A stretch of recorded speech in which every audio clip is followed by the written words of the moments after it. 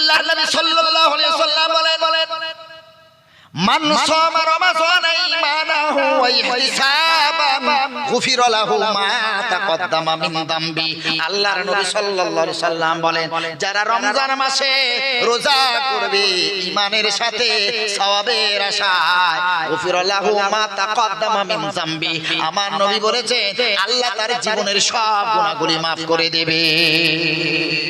আবার নবীজি বলেন, মা মিন আবদিন ইয়াসুমু ইয়াওমান ইল্লা বা'দাল্লাহু সাবঈনা ওয়াজহাহু সাবঈনা খরিফান আনিন নারি সাবঈনা খরিফান। আল্লাহর নবী সাল্লাল্লাহু আলাইহি সাল্লাম বলেন, যারা আল্লাহর রেজামন্দির জন্য ঈমানের সাথে বিশ্বাসের সাথে সওয়াবের আশায় যারা একটা রোজা করলো, নবীজি বলেন আল্লাহ তাদেরকে জাহান্নাম থেকে 70 বছরের দূরত্বে রাখবে।